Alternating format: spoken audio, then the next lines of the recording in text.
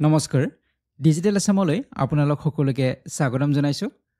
আজিৰ এই ভিডিঅ'টিত আমি আলোচনা কৰিম গুৱাহাটী ইউনিভাৰ্চিটি বিএড এন্ট্ৰেন্স এক্সামৰ নতুন সিলেবাস সম্পৰ্কে আলোচনা কৰিম আপোনালোকে বহুজনে সুধি আছে যে নতুন সিলেবাস তাত কি হলনি হৈছে বা কি চাব লাগিব এনে ধৰণৰ প্ৰশ্ন বহুজনে সুধি আছিল বা কিছু সংখ্যকে কনফিউজনটো আছে যে এই নতুন সিলেবাসখন কিমান জেনুইন হয় তো গোটেইখিনি আমি আলোচনা কৰিম আপোনালোকে ভিডিঅ'টি চাই থাকিব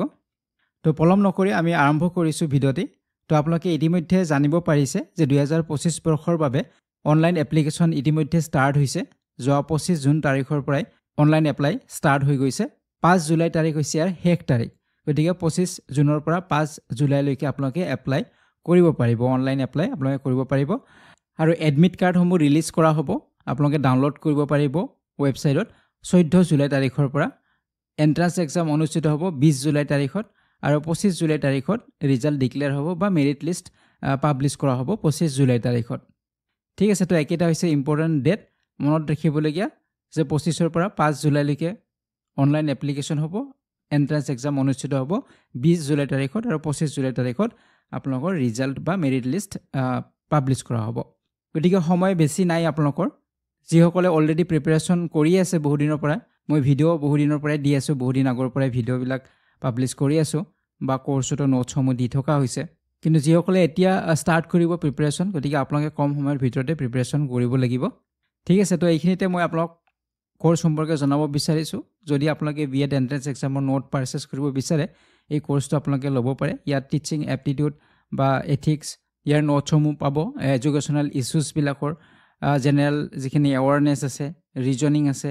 ইংলিছ কাৰেণ্ট এফেয়াৰ্ছ গোটেইবিলাক টপিক ইয়াত কভাৰ কৰা আছে ডেসক্ৰিপশন বক্সত লিংক দিয়া আছে তাৰ পৰাও পাৰচেজ কৰিব পাৰে নাইবা ডিজিটেল আছে মোবাইল এপটো আপোনালোকে ডাউনলোড কৰি ল'ব তাত আপোনালোকে পাৰচেজ আৰু এক্সেছ দুটাই কৰিব পাৰিব ঠিক আছে তো এতিয়া নেক্সট স্লাইডলৈকে আহিছো তো ইয়াত আমাৰ যদি eligibility criteria as per NCT norms মতে এইখিনি আপোনালোকে জানে ইয়াত এপিয়াৰ হোৱাৰ বাবে আপোনালোকে বিএ বিএসসি বিকম বা এমএ এমএসসি এমকম যিকোনো আপোনাৰ ডিগ্ৰী থাকিব পাৰে তো আপুনি এপ্লাই কৰিব পাৰিব এটলিষ্ট আপোনাৰ 50% মাৰ্কস থাকিব লাগিব যদি আপোনাৰ বিএ বা বিএসসি বা বিকমত আপোনাৰ 50% নাই কিন্তু এমএ বা এমএসসি বা এমকমত আছে তেতিয়াও আপুনি এপ্লাই কৰিব পাৰিব গ্ৰেজুৱেট হওক পোষ্ট গ্ৰেজুৱেট হওক এটা আপোনালোকৰ 50% মাৰ্কস থাকিব লাগিব তেতিয়া এপ্লাই কৰিব পাৰিব আৰু যিবিলাক ৰিজাৰ্ভ ক্যাটাগৰীৰ বাবে এসটি এসসি ওবিসি পিডব্লিউডিৰ বাবে 45% মাৰ্কস থাকিব লাগিব ঠিক আছে তো এপ্লাই কৰাৰ বাবে আপোনালোকৰ ফিস দিব লাগিব 2000 ফিস হ'ব প্লাস তাত বেংক ট্ৰানজাকচন চাৰ্জেসও থাকিব ঠিক আছে তো এইখিনি হৈছে আপোনাৰ চাৰ্জেস খিনি বা এপ্লিকেশন ফি তো এতিয়া আমি আহিম মেইন যেটো আমাৰ ইম্পৰ্টেন্ট পইণ্ট হেৰি হৈছে সিলেবাস সম্পৰ্কে যে কি নতুন সিলেবাস হল বা কি চেঞ্জেস হৈছে তো সিলেবাসখনত খুব বেছি একো চেঞ্জেস হোৱা নাই অলপমান চেঞ্জ হৈছে এটা টপিক তাত ইনক্লুড কৰা হৈছে বাকি আপোনাৰ মাৰ্কস খিনি অলপ ইফাল কৰা হৈছে তো টোটাল ইয়াত কুৱেশ্যন 100টাই কুৱেশ্যন থাকিব এমসিকিউ টাইপ কুৱেশ্যনে হ'ব আৰু 400 মাৰ্কস থাকিব তো এইটো আগৰ পৰাই চলি আছে এটা কুৱেশ্যনত আপোনাৰ 4 নম্বৰকে থাকিব আৰু ইয়াত নেগেটিভ মাৰ্কিং থাকিব এটো মনত ৰাখিব এটা ভুল গলে আপোনাৰ 1 নম্বৰকে ডিডাক্ট কৰা হ'ব গতিকে ইয়াত নেগেটিভ মাৰ্কিংও আছে এটো আপোনালোকে মনত ৰাখিব আৰু সময় হ'ব আপোনাৰ 2 ঘণ্টা 120 মিনিট বা 2 ঘণ্টা আপোনাৰ সময় থাকিব এইখিনি কৰাৰ বাবে এটা সিলেবাস সম্পৰ্কে যদি আমি আহো সিটো সেকশন এ 100 মাৰ্কস থাকিব তো মাৰ্কস বিলাক অলপ ইভালুৱেবল কৰা হৈছে কৰবাৰ 120 আছে এতিয়া 100 কৰা হৈছে বা 100 ৰ ঠাইত 80 কৰা হৈছে তো এনেদৰে কিছু চেঞ্জেস কৰা হৈছে আৰু নতুন এটা সেকশন ইয়াত এড কৰা হৈছে তো আমি আলোচনা কৰিম তো সেকশন 8 ইংলিশ আছিল জেনাৰেল ইংলিশ এটো আগৰ পৰাই আছে সেম আছে আগৰ দৰে ইয়াত vocabulary tense voice narration preposition correction of sentences and comprehension তো এইখিনি আপোনালোকে চাব লাগিব সেকশন বিট কি চাব লাগিব 120 নম্বৰ আছে ইয়াতে সেকশন বিট ইয়াত জেনাৰেল নলেজ আৰু জেনাৰেল নলেজত আপুনি বিশেষকে ইন্ডিয়ান চাব লাগিব যেনে Indian history Indian polity general science আৰু কাৰেন্ট এফেয়াৰ্স এই কাৰেন্ট এফেয়াৰ্সৰ যিবিলাক ভিডিও অলৰেডি বনোৱা হৈছে তো সেইবিলাক চালেই হ'ব আপোনালোকৰ ইন্ডিয়ান হিষ্ট্ৰী চাব লাগিব ইন্ডিয়ান পলিটি আৰু জেনাৰেল সায়েন্স চাব লাগিব ঠিক আছে তো ইয়াত আসাম হিষ্ট্ৰী বা আসাম জিওগ্ৰাফি এইবিলাকৰ ওপৰত কুৱেশ্যন প্ৰায় নুহুদে বুলি ক'ব পাৰি আৰু সিলেবাসতো এই বিষয়ে মেনশন কৰা নাই গতিকে মেইনলি আপোনালোকে ইন্ডিয়ান হিষ্ট্ৰী ইন্ডিয়ান পলিটি এইবিলাকে চাব লাগিব ঠিক আছে তো এইটো আছিল সেকশন বি জেনাৰেল নলেজ এতিয়া সেকশন সি থাকিব 80 মাৰ্কস তো সেকশন সি কি থাকিব ৰিজনিং আৰু নিউমেৰিকেল এবিলিটি বুলি আছে তো ইয়াত ইমান ডিটেইলছত নাই সিলেবাস আপুনি যদি অফিচিয়েল সিলেবাসখন চাই তাত অকল ৰিজনিং আৰু নিউমেৰিকেল এবিলিটি বুলি আছে কিন্তু আমি যদি চাওঁ তাত কি কি টপিক চাব লাগিব মই ইয়াত এড কৰি দিছোঁ যেনে এলফাবেটিকেল সিৰিজ চাব লাগিব এনালজি চাব লাগিব blood relations coding decoding cube and dice figure series missing number series odd one out তো এনেধৰণৰ সিলক্স এইবিলাক আপোনালোকে চাব লাগিব ঠিক তেনেদৰে নিউমেৰিকেল এবিলিটিটো চাব লাগিব নাম্বাৰ সিস্টেমবিলাক চাব লাগিব এলচিএম এইচচিএফ লসাগু গসাগু এইবিলাক simplification ratio' profit and loss average fraction time and work তো এনেধৰণৰ বিষয়বিলাক ইয়াত চাব লাগিব আৰু যি এক্সাম হ'ব এক্সামবিলাকৰ কুৱেশ্যনছবিলাক ইংলিছ মিডিয়ামতে থাকিব তো ইয়াত বিএড আপুনি যিটো চিলেকশ্যনৰ পিছত মেৰিট লিষ্ট বা এডমিশ্যনৰ পিছত আপুনি এছামিছতো ল'ব পাৰে মিডিয়াম বা ইংলিছো ল'ব পাৰে কিন্তু এণ্ট্ৰেন্স এক্সামটোত অকল মিডিয়াম ইংলিছে থাকে ঠিক আছে তো কুৱেশ্যনছবিলাক আপোনাৰ ইংলিছতে সুধিব তো সেইটো মনত ৰাখিব তো এইখিনি আমাৰ ছেকশ্যন চিট থাকিব 80 মাৰ্কছত আপুনি এইখিনি বস্তু চাব লাগিব ঠিক আছে তো এতিয়া আমি যদি চাওঁ ছেকশ্যন ডিত থাকিব 60 মাৰ্কছ তো এইখিনিও আগৰ পৰাই আছে এইবিলাক সকলো আগত আছে আগৰ সিলেবাছত আছিলে নতুন নহয় এইবিলাক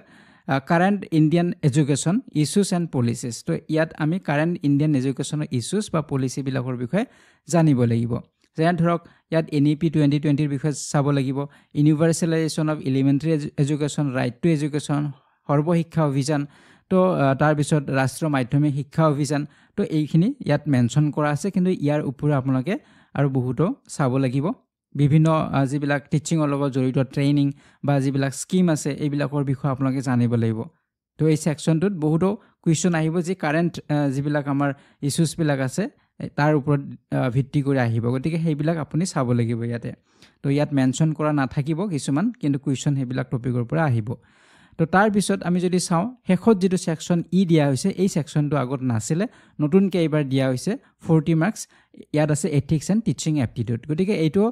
আমি যদিও গুৱাহাটী ইউনিভাৰ্চিটিৰ বাবেহে নতুন হয় বাকী ইউনিভাৰ্চিটিত অলৰেডি আছিলে যেনে ডিব্ৰুগড় ইউনিভাৰ্চিটিত অলৰেডি টিচিং এপ্টিটিউড আছে আগৰ পৰাই আছে তো মোৰ যিটো কোৰ্চ আছে PDF নোটছৰ তো তাত অলৰেডি টিচিং এপ্টিটিউডৰ ওপৰত নোটছ দিয়া আছে যিহেতু সেই কোৰ্চটো ডিব্ৰুগড় ইউনিভাৰ্চিটি বা আন ইউনিভাৰ্চিটিৰ বাবেও হয় গতিকে সেইখিনি আপোনালোকে গুৱাহাটী ইউনিভাৰ্চিটিৰ যিখিনি কেণ্ডিডেট হ'ব তেওঁলোকে নতুনকৈ চাব লাগিব টিচিং এপ্টিটিউডখিনি